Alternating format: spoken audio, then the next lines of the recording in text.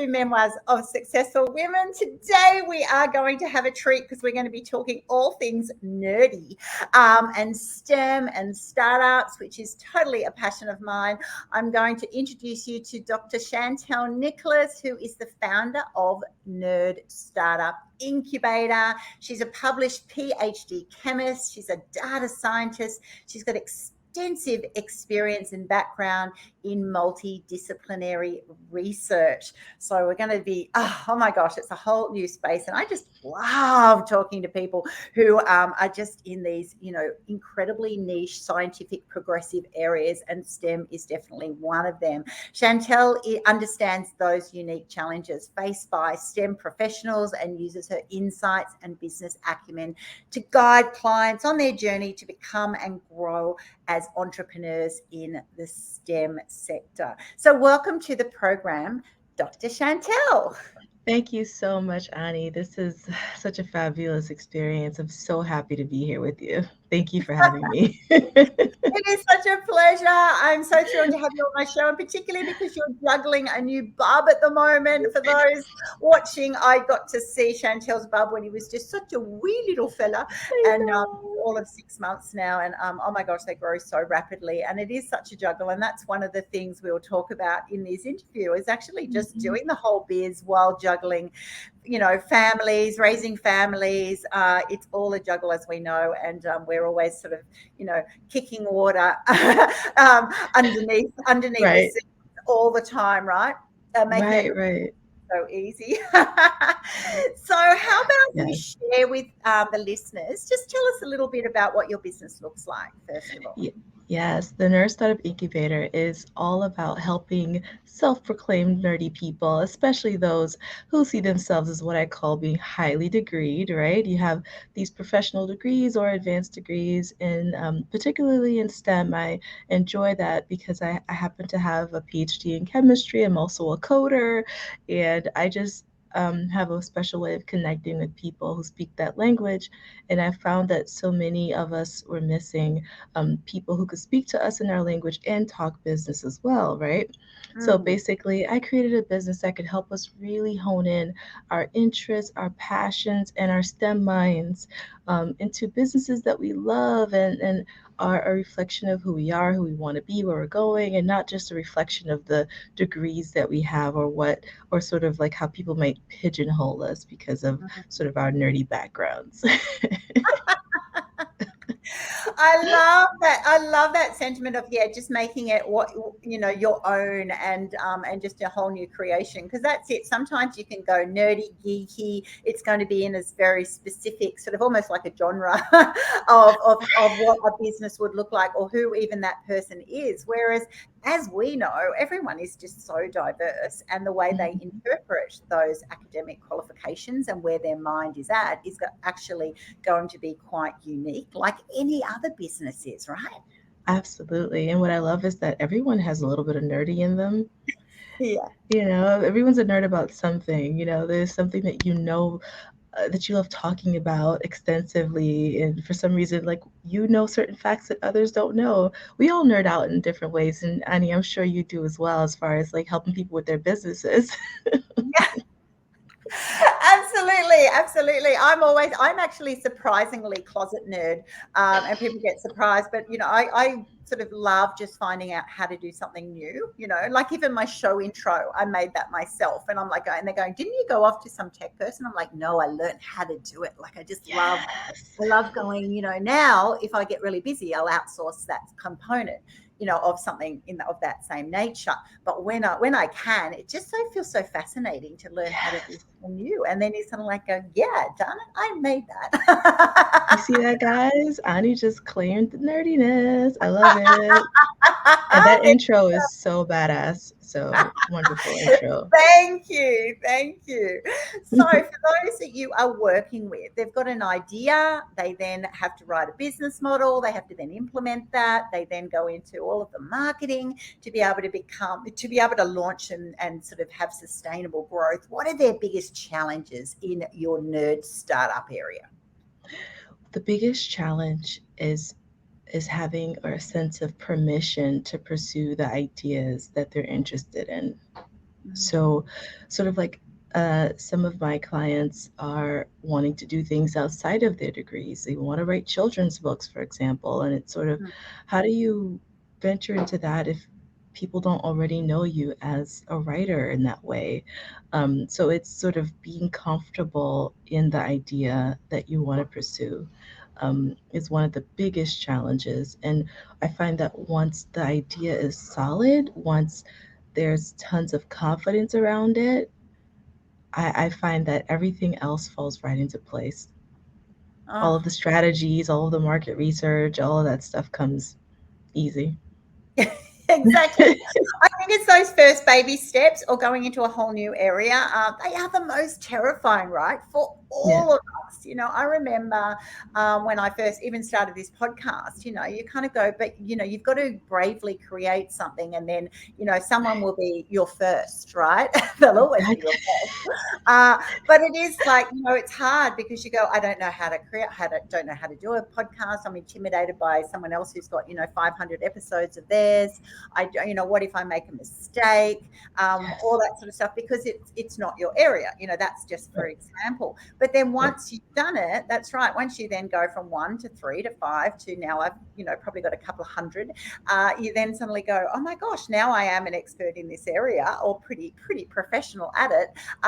The anxiety and the stress gets taken away, and then you try the next thing. And I know that at the moment I've just sent my book, one of my latest book called Twins, actually, because I had Ooh. 2 sets of twins, and I've just sent it to the publisher, and I've got that same anxiety that those people I coach, and I'm sure those people you coach have got. Like, I hope it's good enough. Well, how are they going to do? Because that's not my area of expertise, right? So whenever we get Oh in my gosh. next level of discomfort, I train myself to be comfortably uncomfortable.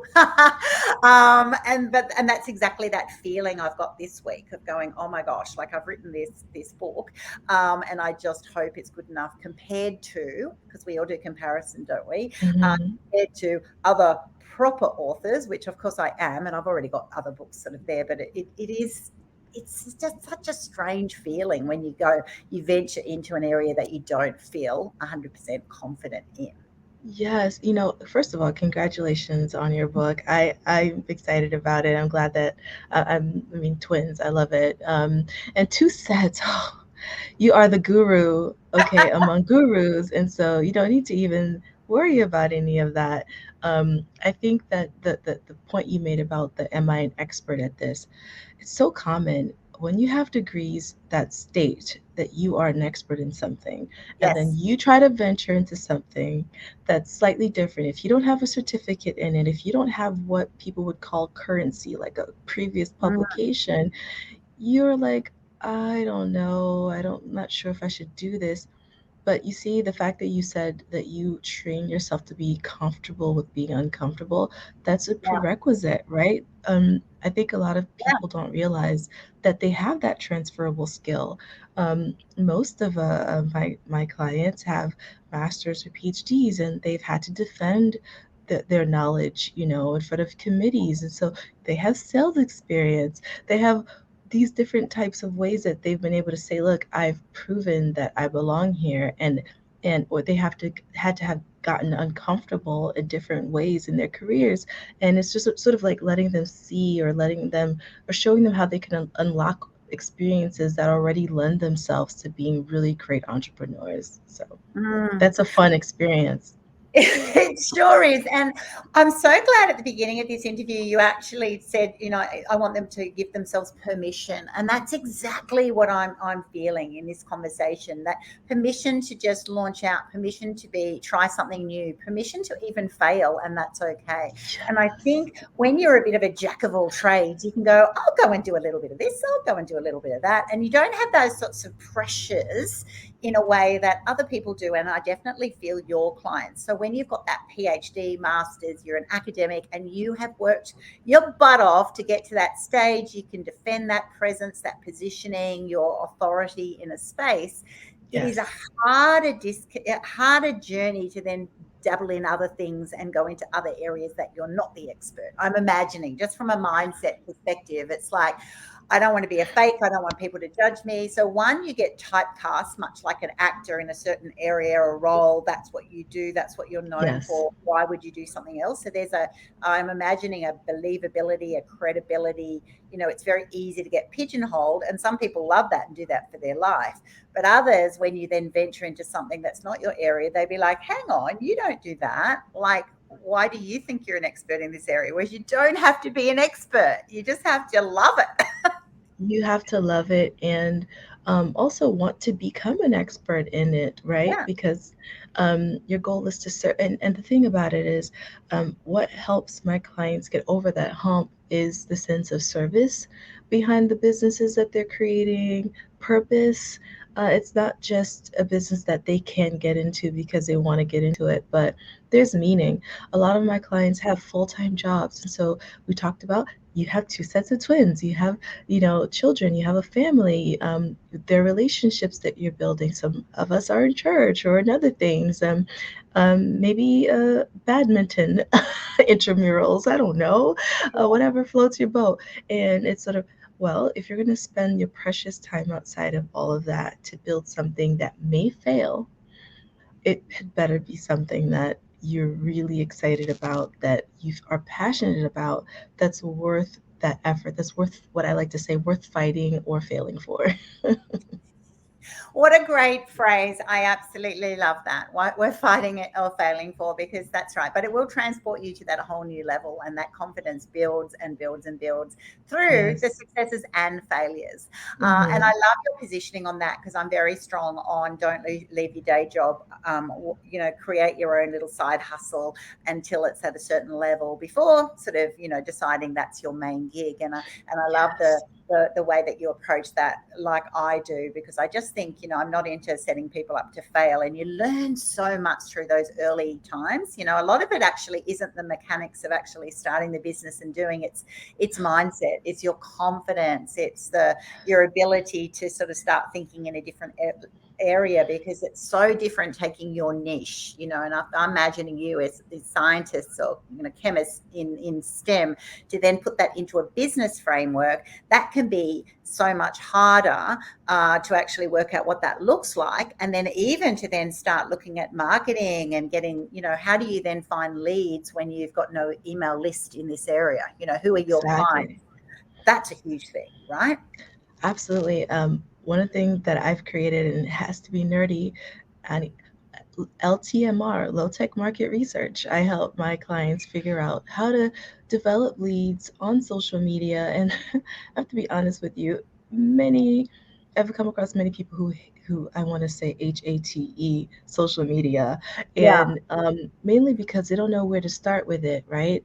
If you see all these people online getting tons of likes and tons of comments, and you might feel like that there's no market out there for you. And that's the beautiful point you mentioned about niching down, is that Mm. you're just looking for a handful of people that can help you validate what it is that you're looking to build, and then continue to duplicate that over time. With billions of people on this planet, surely you connect to at least hundreds of them, if not in the Exactly. tens, that can help you build a business that can grow and evolve. And I just want them to just get started.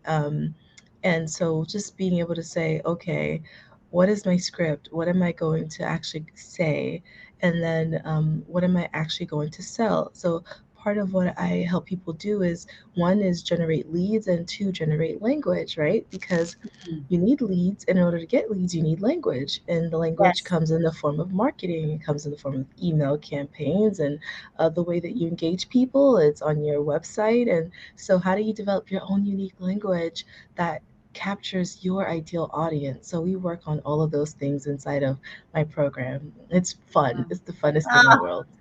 I absolutely love that, and I sense that fun, definitely. And I think the language is the most important thing, right? So particularly if you're a bit nerdy, bit quirky, bit out there, very structured, you know what you do, you know the way it works, but that might not necessarily be the language that someone else wants to receive that. They want the solution, right? We're all here in business to provide the best solution for someone's problem.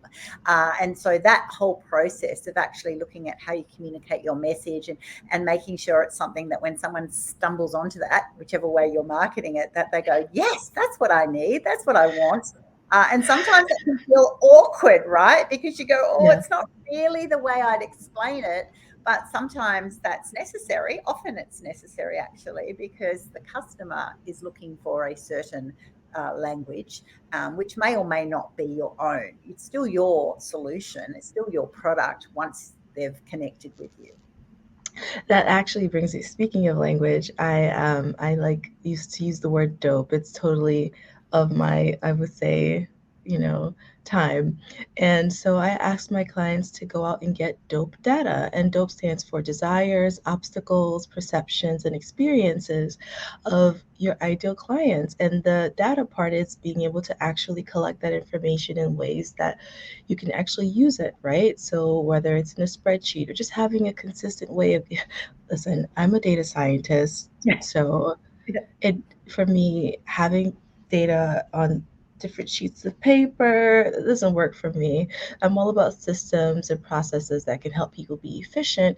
And why not be efficient if you just have only a handful of hours a day, maybe a week to work on things? So I'm all about collecting information in ways that can be useful, that can be communicated in so many different ways so that people can know that you are literally looking at them, you're reaching out to shake their hand, that you're not mistaken, and that they can shake your hand back and know that they are home, you know? How are you finding the juggle then, being a new mom, even in your own business? Where it's easy when we coach other people going, do this, do that. And then suddenly you're in that same situation and you just go, oh my gosh, am I practicing what I preach here? What have you learned about yourself and have now more respect for those clients that you coach? Wow. I've learned that I'm stronger than I think. Um, and I learned that even if I slow down, that I can still do well. Mm, And that, sometimes you feel like you have to continue to hustle and bustle. And if you're not doing that, if you're not sort of working hard, um, or feeling like you're working hard, that maybe you're slacking. So there's that sense of sometimes you're an imposter because you're not doing it. You're not sending the emails as often as you would like. You're not posting as often as you would like. And but I find that that doesn't necessarily make or break you. I feel like what makes or breaks you is if you are like generally not interested anymore in your clients and what you believe in and what you're doing. But if you started your business with that in mind, then there's no going back. So I find that I'm stronger than I thought I was. And thankfully, there's really great daycare, really great partnerships, and a really amazing team that helps me create SOPs or standard operating procedures for getting things done. And that's been so helpful. Like you said, right? This outsourcing things to people so that they can get things done for you, so that you don't have to worry about it, right? Routine, the mundane things, having people in my life around me has made everything so possible and also kind of feel easy. So I guess I'm a little surprised at that. I thought that it would be hard. I thought that I wouldn't be able to come back so quickly, but that's not true. And I've been able to start working with my clients early, and they're loving the experience, and they also love baby sightings, so that really works for me.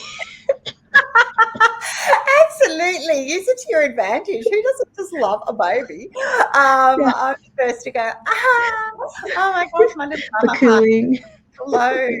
Absolutely, too adorable. And I think that's exactly the issue that we need. One, be just kind to ourselves. Oh my goodness, Yes. like for those who are actually, pregnant or having health issues, or then definitely have just got a baby or had a baby, or that baby is still, a toddler, and life gets really crazy. Sometimes we can get that issue that we think, oh my gosh, if I'm not 100% all on all day long, then suddenly I'm failing, or suddenly I'm not putting, I'm damaging my business. It's not going to work. Whereas that actually isn't true. One, you've determined what your own 100% is, which is going to be very different to everybody else. Two, your customers don't know that. Your customers just receive what they receive.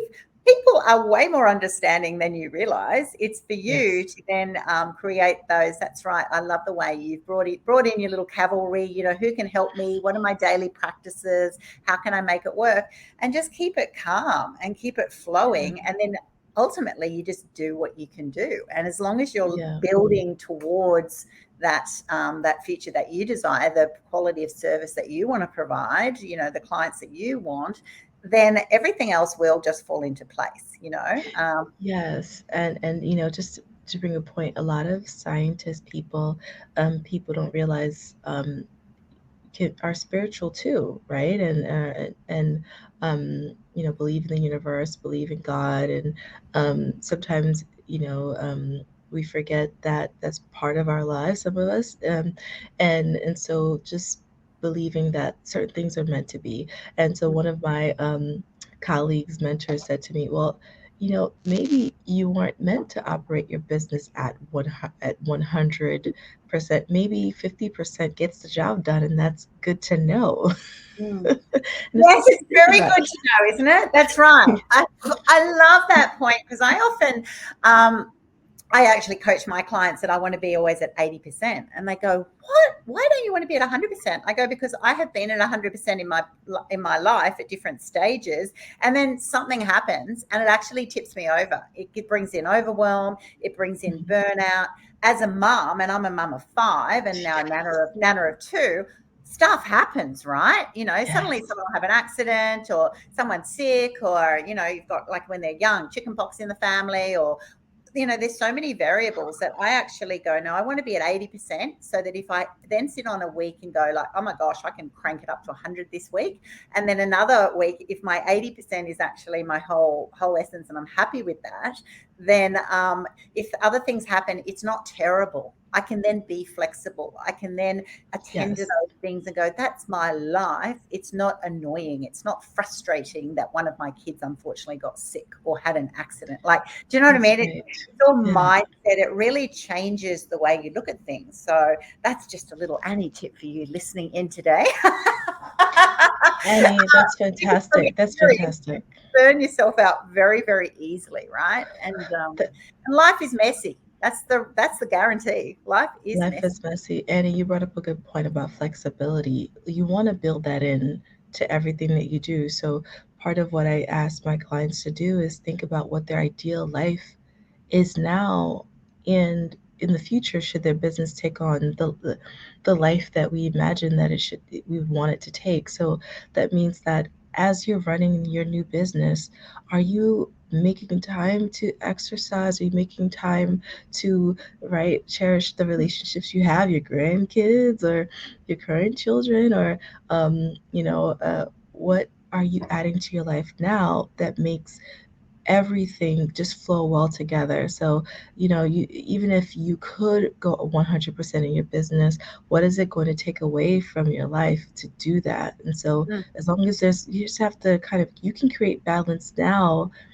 And honestly, yes, the end goal is to make money and to like leave the 9 to 5.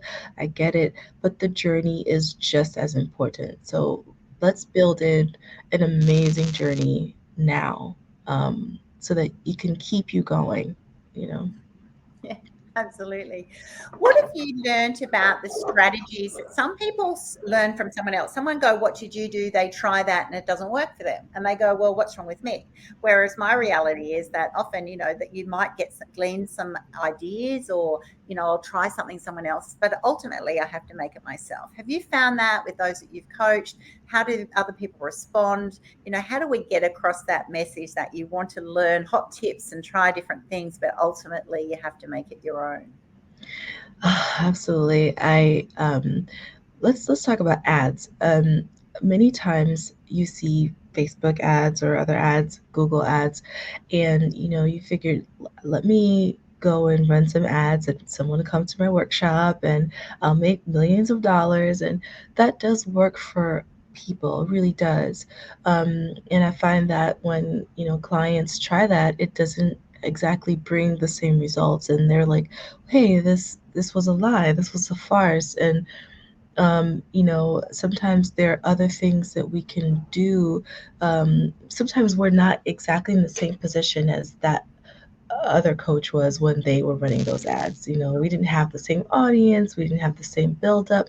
Maybe we didn't have an affiliate situation where you're able to leverage other people's audiences. And so you have to kind of think holistically, and say, well, what do they have that I don't have? Is it connections? Is it the numbers? Can I create a hybrid of organic marketing in ads, or maybe organic is enough for me? And so it's just helping my clients find the right mix of things so that they can um, not only be successful, but kind of learn what it takes for them to be successful. Sort of, Yeah, someone else may have run ads, but they might have to spend hundreds of thousands of dollars to get the leads that they have. But you, exactly. maybe you just need to spend 50 hours of engaging with people organically a week and you'll get the same results. So it's sort of like, figure out what it'll take for you to get there. And as long as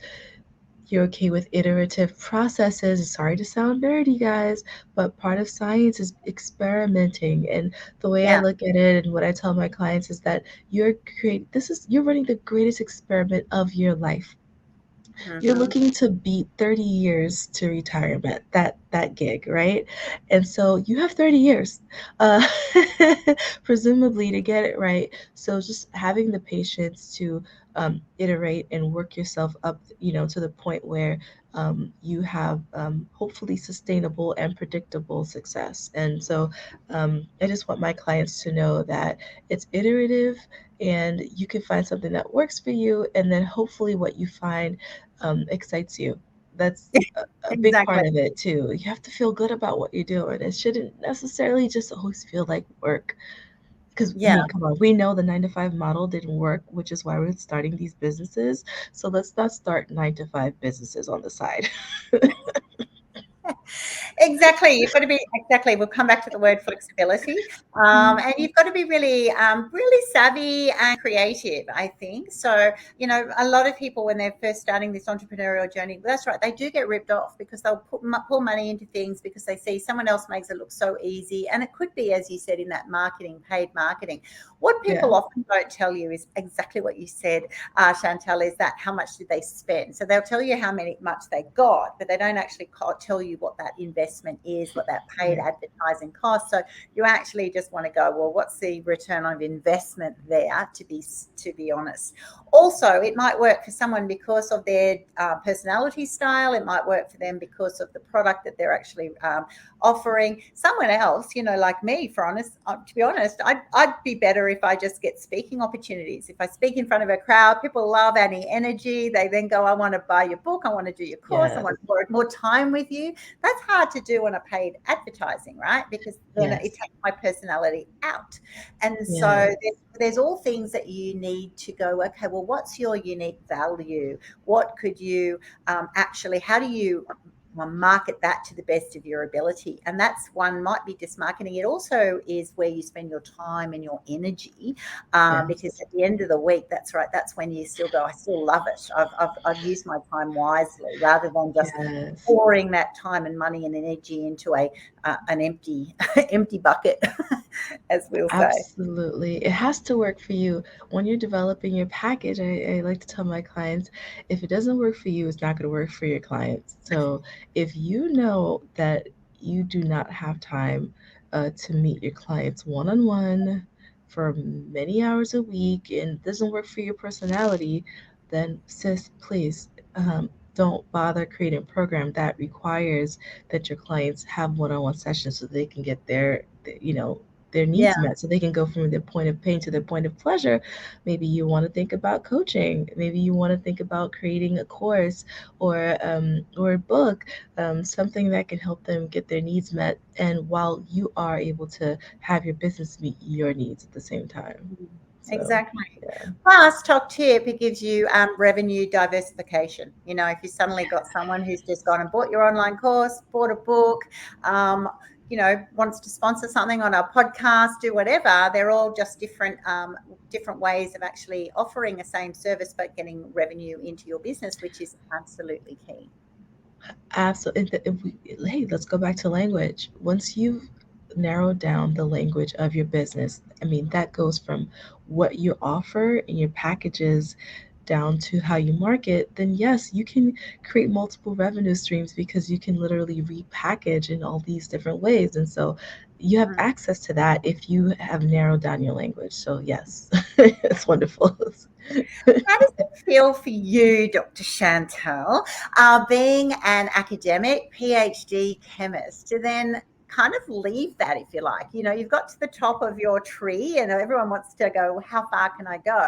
And then suddenly you then went, you know what, I'm going to become an entrepreneur and coach how to do that, which is a very different sort of area. And one, you're going to be just darn good at it, like, right? But two, that must be a really challenging space, and how other people perceive that decision. I know I've had another guest on this show, Dr. Liz Eisenring, who's a nutritionist and PhD. And so then she left that as being a scientist and writing papers about nutrition to then, becoming a coach, because she actually saw more value for people. And she found the time frame of published work and the change that had occurred too long. So I'm just thinking in a different sphere. I've gone from nutrition to then suddenly, STEM. How has that journey been for you? I can tell you it's been the path of my greatest fun. Mainly because I saw that I needed a me in my life. I needed someone who um, could sort of uh, distill information about businesses into a way that I could actually apply it. And when Mm, I found that that was missing when I was in different coaching programs, I said, oh my God, this is my eureka moment because I've always wanted to get paid for my ideas. I've always been someone that people my appreciates my advice, and I'm all about creating digital assets, and I believe in that. So I said, would have been great is to have had someone who understood me inside and out, meaning knowing what my purpose was, what my passion was, what my interests were, and help me pull that all together into a business um, that considered, my background as well, and someone that could help me use scientific thinking to actually create a business. And so my journey has really sort of been trying to fill a void, right, that I felt. And so it's been great because the response has been fantastic, and that's what keeps me going.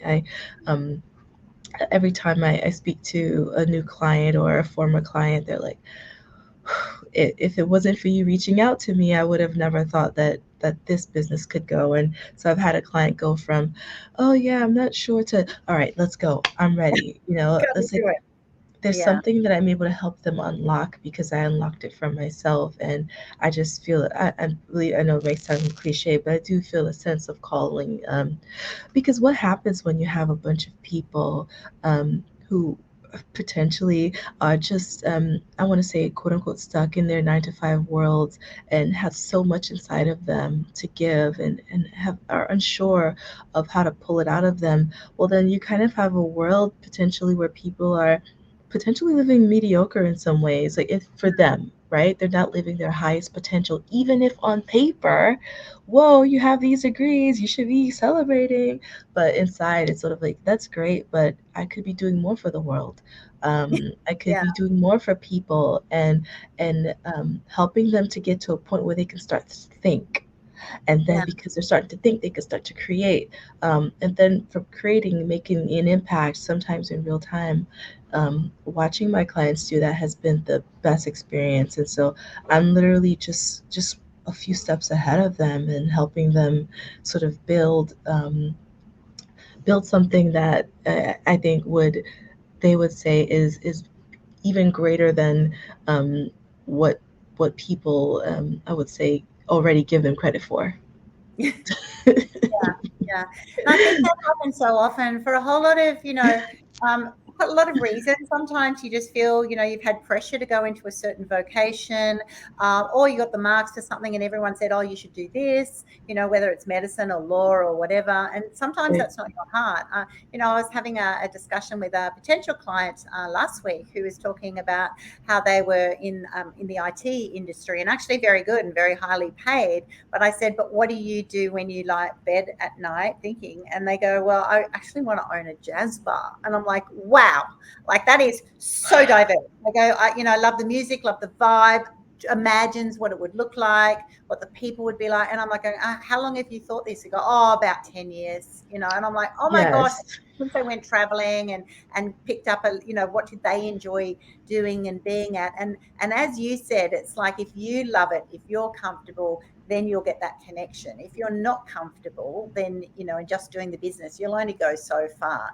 And I thought that was so amazing that that's exactly what we're talking about now, that you can be in Yes. a job and there's a funny thing that we just think because you've got a position or a title or a salary or all the academic sort of Mhm. accolades, that therefore you're happy. You should, you're the successful one. And this podcast is called Memoirs of Successful Women. Well, what is success? Success is achieving certain things, or actually, but a lot of it is how you feel, right? It's not what Mhm. it looks like, it's what it feels like. It feels that you are owning a space, that you have that permission to be just you, just for that sake, permission to try new things without fear of failure, to not be embarrassed if or devastated if something fails, because it was a fun ride while you learned it. It's that Yes. freedom. I think success, for me, is just that freedom to go, yeah, I can actually just truly be me, whether it's in STEM, as an IT, owning a jazz bar, whatever it is, even, and sometimes it Yes. doesn't equate to the same salary, but that's okay. Sometimes it's better. Sometimes it's not, but you're happier, or you've got the balance, as we were talking about Yes. with our young families. That's Freedom to priceless, choose right? that. Yeah. Exactly. I love what you said about your IT client. Many of us sit on our ideas for a long time, but we've been visualizing it, right? Mm. So you can imagine this beautiful jazz bar. We've been imagining it. We've been creating it in our mind and not giving us opportunities to touch it. And this is Yeah. what this is all about. Becoming successful is giving yourself the opportunity to touch what's been sitting in the back of your mind's eye, just waiting Yeah. to be manifested. And so I just I love working on those things, and I love helping people see it, right? Not just see it like, yeah, I could see myself doing that, but really like I see it, and so I'm going to go. I'm going to keep working until I get there because I just can't wait to watch it unfold. Um, That's right. and you just have to be excited about it. It's like, let the excitement just draw you in, right? That's what it's about. Yes, yes, yes. The path. I mean, I think I stole this from. Um, I think this is Esther. Abraham Hicks, like the path of your greatest fun. That came from her, by the way, guys, or from them, I should say.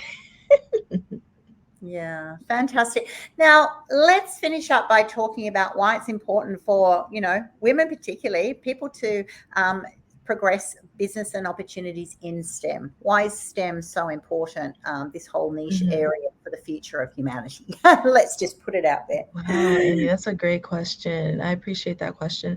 I think when you have women, especially, um, having access to information and knowledge that, because of their gender or because of their unique experiences, lends them to be, or even race or cultural experiences, lends them to being able to have a perspective on new products that can be developed, new systems or processes that can be developed that can really benefit people who typically would not benefit from the knowledge that already exists out there in the world. And so giving them access to time freedom or money freedom because they've created their businesses, I find means that they are going to try to sort of duplicate or multiply themselves so that as many people in the world that can access their knowledge will access it. So I find that all of my clients are looking to take what they know and reach as many people as possible. Mm. Whether it's directly with their business, meaning their business is directly going to solve problems of poverty or solve issues of literacy or solve issues of health, or indirectly with the money that they're going to gain from it is going to enable them to donate or leverage their time so that they can volunteer more. So I just find that when you give women these opportunities to create, they do change the world and in meaningful ways. So when you have this type of knowledge that's very unique and very specialized, and you can already see how you can, take it away from the office and sort of apply it to the real world right now, Mm. I think that giving people those opportunities to think space and time to think about those things means that the world is going to shift in ways that wouldn't Yeah. would not change if they were just stuck, the ideas were just stuck in their heads, and if they were just feeling like there's no way that they can go above and beyond what people are already willing to give them a head nod for, as far as, oh, you have your degrees, but you want to do more. If someone says they have degrees, but I want to do more, you have to help them do more. That to me is like, that's that's good work. And so for Yes. me, I find helping people to unleash that is is sort of uh, I would say part of why I do this is I want it to be unleashed, and I keep meeting people who want to be unleashed, and so I just keep helping. I just know that the world is already shifting because people are thinking about ways to serve. I mean, if you Yeah. guys can believe that. Totally believe that. I'm all into if you can be more, achieve more, and earn more, you then have that great joy of playing more. Like, let's face it, life's great, and Yes. give more, from a philanthropic opportunity, pro bono work, just be able to give other people a leg up. It's all great. So you never want to play small just so people feel a bit great around you. You actually go, no, I want everybody to reach their highest potential, because it's going to be great for you and everybody who loves and cherishes you, but it's actually going to be great for the planet, particularly this area of STEM. And I have so much admiration for you, Chantel, and for those who are pioneering in this space, because let's face it, that's right. If we all just accepted where we're at today, the world would be a sad place in 10 years, 20 years, 100 years. We need to be Yes. constantly progressing. And these sharp minds just blow my mind, to be honest. Me That too. they're always thinking, how can I do something in a different way? If we didn't have that thinking, we wouldn't have satellites today. We wouldn't have space research. We wouldn't have, all of our, you know, key cards and Mastercards and online bankings and bits and pieces, the whole world of science, even in the area of medicine, disease, early prevention, finding new medication. There's so much diversity in the whole STEM space that it really is the future. And we all have to be, that's not just thinking in years to come, it's tomorrow. Some things are readily, you know, applicable. You can just start doing new ways, or you can try new ways and see what the results. And I love that nerdy streak, which is that then looking at the data, going, does it add value? Some things are a great idea, but they're just a different gimmick, right? And That's right. others, just the stats are like, why on earth would you do it?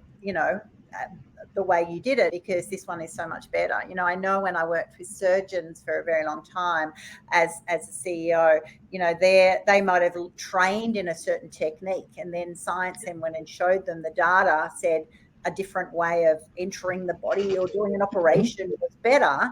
And then all of a sudden it's like, oh yeah, why would you do it the old way? Even though they were 100% happy with the old way when they learnt it. It's fascinating, and I Isn't absolutely. it?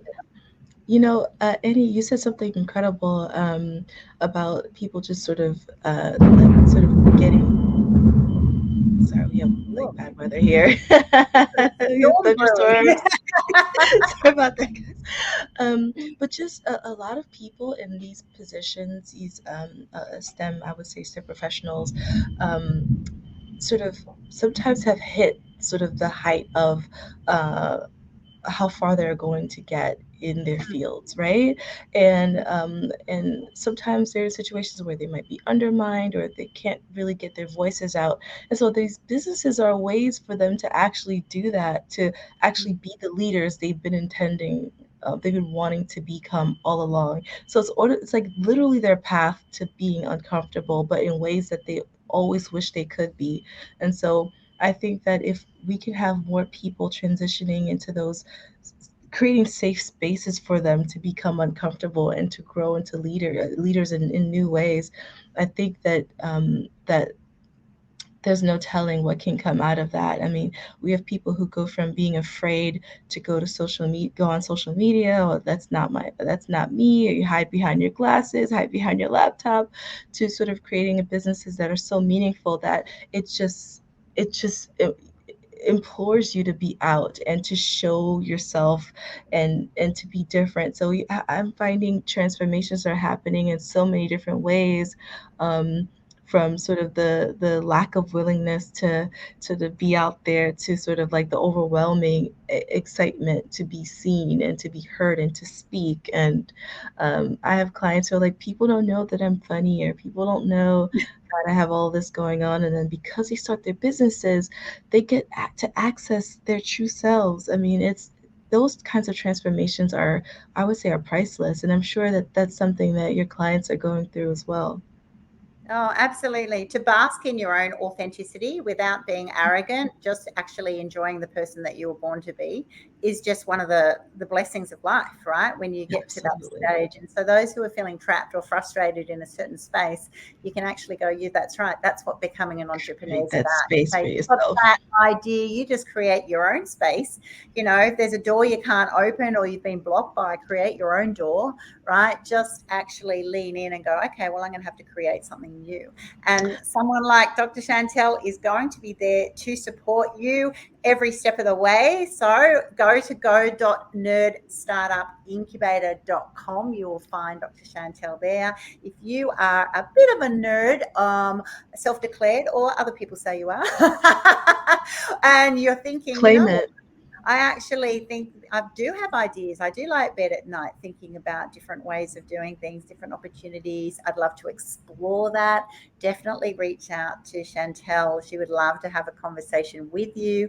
I know I have enjoyed our conversation today. It's been so fascinating, and I have so much respect for what you're doing, the one way that you're just helping people the way that you would have liked to have been helped. I think that is always, you know, you're on a golden market when you go, you know what, if I needed it, I know other people need it. And here you are doing this while having a little bubby and just, you know, life's changing, and you still go, you know what, I'm still going to make it happen. And that's the spirit of a true entrepreneur and a successful woman who just goes, well, I'll just do it my way. I'll do it despite the challenges.